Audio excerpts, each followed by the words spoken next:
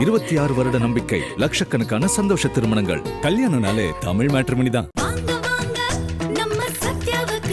உங்கள் சத்யாவின் தமிழ் புத்தாண்டு super offer. No compromise. உங்க சைடுலயும் எங்க சைடுலயும். It's a GT promise. GT Holidays, South India's #1 travel brand. வணக்கம். ஆதன் செய்திகளுக்காக நான் ஆர்த்தி. மதுக்கடைகள் மூடப்பட்டதால் 400 கோடி ரூபாய்க்கு மது விற்பனை. வாக்குப்பதிவுக்கு தயாராகும் தமிழக தேர்தல் களம். தேர்தலுக்காக சொந்த ஊர் பயணமாகும் வெளியூர் வாசிகள் போன்ற தகவல்களை கொண்ட ஒரு சிறிய செய்தி தொகுப்பை இப்போது பார்க்கலாம். தமிழக சட்டமன்ற தேர்தலை ஒட்டி மதுபான கடைகள் 3 நாட்களுக்கு மூடப்பட்டதன் காரணமாக தமிழகம் முழுவதும் ஒரே நாளில் 400 கோடி ரூபாய்க்கு மது விற்பனை நடந்திருக்கிறது. கடந்த 2024ஆம் ஆண்டு நாடாளுமன்ற தேர்தலின் போது தமிழகத்தில் 320 கோடி ரூபாய்க்கு மதுபானங்கள் விற்பனையான நிலையில் தற்போது மேலும் கூடுதலாக 80 கோடி ரூபாய் அளவிற்கு விற்பனை நடந்திருக்கிறது. தமிழகத்தில் நாள்தோறும் 140 முதல் 150 கோடி ரூபாய் வரை மதுபானம் விற்பனையாகும் நிலையில் தற்போது 3 நாட்களுக்கு கடைகள் மூடப்பட்டதன் காரணமாக திங்கட்கிழமை ஒரே நாளில் 400 கோடி ரூபாய் அளவிற்கு விற்பனை நடந்திருப்பதாக அரசு தரப்பில் தெரிவிக்கப்பட்டுள்ளது. நாளை தேர்தல் நடைபெற இருக்கும் நிலையில் நேற்று முன்தினம் முதல் 23ஆம் தேதி வரை 3 நாட்களுக்கு தமிழகத்தில் மதுபான கடைகள் மூடப்பட்டிருக்கும். இதேபோல் தமிழகத்தின் எல்லையில் அமைந்திருக்கும் புதுச்சேரியிலும் 3 நாட்களுக்கு மதுபான கடைகள் மூடப்பட்டிருக்கும். தமிழக சட்டப்பேரவை தேர்தல் திருவிழா வியாழக்கிழமை நடைபெறவுள்ள நிலையில் வாக்குப்பதிவுக்கான அனைத்து ஏற்பாடுகளும் தயார் நிலையில் உள்ளன. தமிழக சட்டமன்ற தேர்தலில் திமுக, அதிமுக, நாம் தமிழர், தாவேக என 4 முனை போட்டி நிலவுகிறது. அரசியல் கட்சியினரின் அனல் பறக்கும் தேர்தல் பிரச்சாரம் ஓய்ந்த நிலையில் வியாழக்கிழமை வாக்குப்பதிவு நடைபெறுகிறது. மொத்தமுள்ள 234 தொகுதிகளிலும் 4023 வேட்பாளர்கள் களத்தில் நிற்கின்றனர். தமிழகத்தின் மொத்த வாக்காளர் எண்ணிக்கை 5,73,43,291 ஆகும். ஏற்கனவே வாக்களித்து வருபவர்களே இந்த முறை வாக்களித்தாலும் தமிழகத்தின் வாக்கு சதவீதம் 85ஐ தாண்டும் என எதிர்பார்க்கப்படுகிறது. தேர்தலை சுதந்திரமாக நடத்த தமிழகத்திற்கு 326 தேர்தல் பார்வையாளர்களை தேர்தல் ஆணையம் அனுப்பி வைத்துள்ளது. 300 கம்பெனி துணை ராணுவத்தினரும் 1,20,000 தமிழக போலீசாரும் தேர்தல் பாதுகாப்பு பணியில் ஈடுபடுகிறார்கள். தேர்தல் பணிகளில் மட்டும் 3,60,000 அரசு ஊழியர்கள் ஈடுபடுத்தப்பட்டுள்ளனர். மொத்தமுள்ள 75,000 வாக்குச்சாவடிகளில் வாக்குப்பதிவு எந்திரங்கள், வாக்கை உறுதி செய்யும் விவிபாட் எந்திரங்கள், கட்டுப்பாடு எந்திரம் ஆகியவை தயார் நிலையில் வைக்கப்பட்டுள்ளன. ஒவ்வொரு வாக்குச்சாவடிக்கு உள்ளேயும் வெளியேயும் சிசிடிவி கேமராக்களும் பொருத்தப்பட்டுள்ளன. வாக்குப்பதிவை நேரடியாக கண்காணிக்க 3 வகை கட்டுப்பாட்டு அறைகளை தேர்தல் ஆணையம் அமைத்துள்ளது. தலைமை தேர்தல் அதிகாரி, மாவட்ட தேர்தல் அதிகாரி, தேர்தல் நடத்தும் அதிகாரி ஆகியோரின் கட்டுப்பாட்டில் வரும் வகையில் அவை அமைக்கப்பட்டுள்ளன. வியாழக்கிழமை காலை 7 மணிக்கு வாக்குப்பதிவு தொடங்கி மாலை 6 மணி வரை நடைபெறுகிறது. சட்டப்பேரவை தேர்தலை ஒட்டி சொந்த ஊருக்கு சென்று ஓட்டு போடுவதற்காக சென்னையிலிருந்து சுமார் 2 லட்சம் பேர் பயணம் மேற்கொண்டுள்ளனர். தமிழக சட்டமன்ற தேர்தலுக்கான வாக்குப்பதிவு வியாழக்கிழமை நடைபெறவுள்ள நிலையில் வேலைக்காக சென்னையில் வசிக்கும் வெளியூர் வாசிகள் சொந்த ஊருக்காக சாறை சாறையாக புறப்பட்டு செல்கிறார்கள். செவ்வாய்க்கிழமை முதல் சென்னையிலிருந்து இயக்கப்பட்ட பேருந்துகளில் இதுவரை சுமார் 2 லட்சம் பேர் சொந்த ஊருக்கு சென்று இருக்கிறார்கள். இது தொடர்பாக அரசு விரைவு போக்குவரத்து கழகம் வெளியிட்டுள்ள அறிக்கையில் தமிழ்நாடு அரசு போக்குவரத்து துறையின் சார்பில் இயக்கப்படும் 2092 பேருந்துகளுடன் கூடுதலாக 1339 சிறப்பு பேருந்துகள் என மொத்தம் 3431 பேருந்துகள் இயக்கப்படுவதாக தெரிவிக்கப்பட்டுள்ளது. கடைசி நேர கூட்ட நெரிசலை தவிர்க்கும் வகையில் பொதுமக்கள் தங்களது பயணத்தை முன்கூட்டியே திட்டமிட்டு முன்பதிவு செய்து பயணம் செய்யுமாறு போக்குவரத்து துறை கேட்டுக் கொண்டுள்ளது.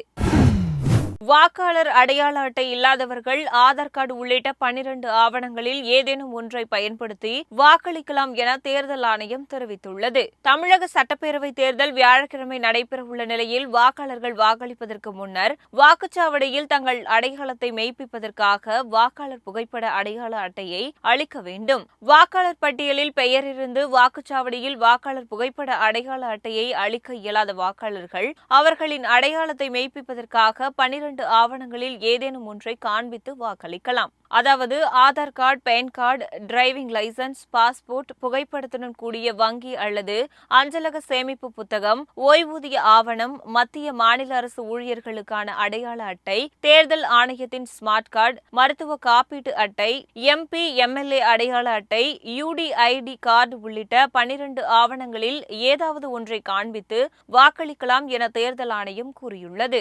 ஆனால் அதே நேரம் வாக்காளர் அடையாள அட்டைக்கு பதிலாக வழங்கப்படும் தகவல் சீட்டை மட்டும் காண்பித்து வாக்களிக்க இயலாது. மாற்றுத்திறனாளி வாக்காளர்கள் மற்றும் மூத்த வாக்காளர்கள் வாக்குச்சாவடி மையங்களுக்கு நேரில் சென்று வாக்களிக்க ஏதுவாக இலவச வாகன வசதிகளை பயன்படுத்திக் கொள்ள சக்ஷம் ஆப் மூலமாகவும் 1950 அல்லது மாவட்ட தேர்தல் அலுவலக கட்டுப்பாட்டு அறை எண் 1804257012 அல்லது 9443968097 9841696693 ஆகிய தொலைபேசி எண்களில் தொடர்பு கொள்ளலாம் எனவும் தேர்தல் ஆணையம் தெரிவித்துள்ளது. தமிழக சட்டமன்ற தேர்தல் நடைபெறவுள்ள நிலையில் சென்னையிலிருந்து தென் மாவட்டங்களுக்கு செல்லும் விமானங்களின் கட்டணம் பல மடங்கு உயர்ந்துள்ளது. சென்னையில் தங்கி பணியாற்றும் ஊழியர்கள் உள்ளிட்டோர் தங்களது சொந்த ஊருக்கு சென்று வாக்களிக்க ஆர்வம் காட்டி வருகிறார்கள் என்பதற்காக பேருந்துகள், ரயில்கள் மற்றும் விமானங்கள் மூலம் ஏராளமானோர் புறப்பட்டு செல்கிறார்கள். நேரமின்மை காரணமாக சிலர் விமான பயணத்தையும் மேற்கொள்கிறார்கள். இதனால் அதன் கட்டணம் பல மடங்கு உயர்ந்துள்ளது. அதாவது சென்னை தூத்துக்குடிக்கு சாதாரண நாட்களில் 5354 ரூபாயாக இருந்த விமான கட்டணம் தற்போது 17,527 ரூபாயாக உயர்ந்துள்ளது. அதேபோல் சென்னையிலிருந்து மதுரைக்கு 13,320 ரூபாயாகவும், திருச்சி செல்வதற்கு 14,237 ரூபாயாகவும், சென்னையிலிருந்து கோவைக்கு 12,027 ரூபாயாகவும் கட்டணம் உயர்த்தப்பட்டுள்ளது. தேர்தல் நேரத்தில் விமான கட்டணத்தை பல மடங்கு உயர்த்தியிருப்பதால் தென் மாவட்டங்களுக்கு செல்லும் பயணிகள் அதிர்ச்சி அடைந்து உள்ளனர். பெரும்பாலான விமானங்களில் டிக்கெட்டுகளும் விற்று தீர்ந்ததால் பயணிகள் தவிப்புக்கு ஆளாகியிருக்கிறார்கள். தேர்தல் அடையாள அட்டையை தவறவிட்டவர்கள் தேர்தல் ஆணையத்தின் வெப்சைட் மூலம் அதனை பெறுவதற்கு வழிவகை செய்யப்பட்டிருக்கிறது.